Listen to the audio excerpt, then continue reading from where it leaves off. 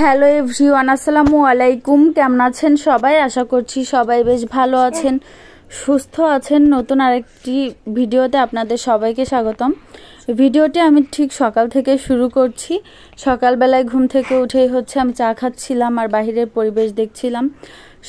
রাতে যেহেতু বৃষ্টি হয়েছে, সকালে পরিবেশটা অনেক বেশি সুন্দর ছিল। আমার এরকম ওয়েদার অনেক বেশি ভালো লাগে।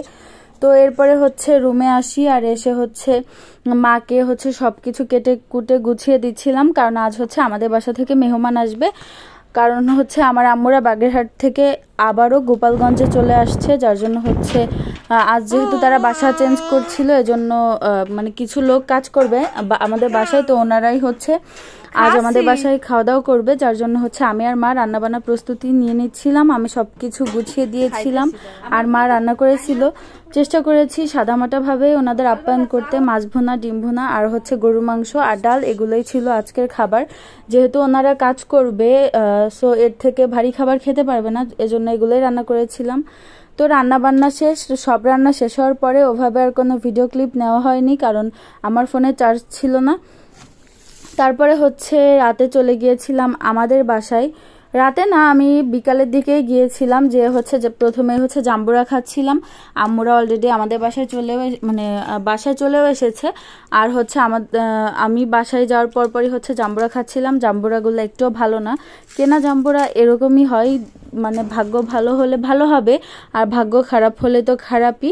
তো জাম্বুরাগুলো একদমই ভালো ছিল না খেতে, তবে আনারসগুলো অনেক মিষ্টি ছিল। সবাই বাসা গোছাচ্ছিল আর আমি বসে বসে খাচ্ছিলাম আর ফাতিহাকে পাহারা দিচ্ছিলাম। যাই হোক, এরপরে নীলা আপু আমাদের জন্য ট্রিট হিসাবে পাঠিয়েছিল কোক আর পাঠিয়েছিলেন বিস্কিট, যেগুলো আমরা খাচ্ছিলাম। মানে আমাদের সবার জন্যই পাঠিয়েছিল নীলা আপু এগুলো।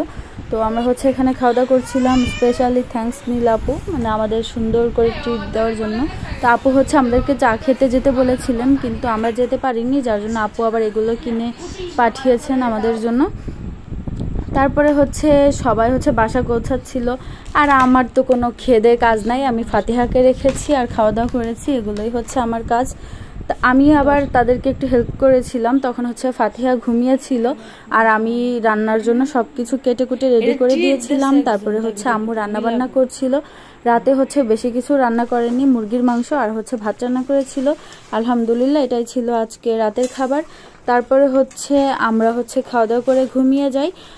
আর দেখা আপনাদের সাথে পরবর্তী কোনো ভিডিওতে। আজকের ভিডিওটি এ পর্যন্তই। Thanks for watching this videos. ইনশাআল্লাহ নতুন কোনো ভিডিও নিয়ে আবার আসছি। সবাই ভালো থাকবেন, সুস্থ থাকবেন আর আমার জন্য দোয়া করবেন। আল্লাহ হাফেজ।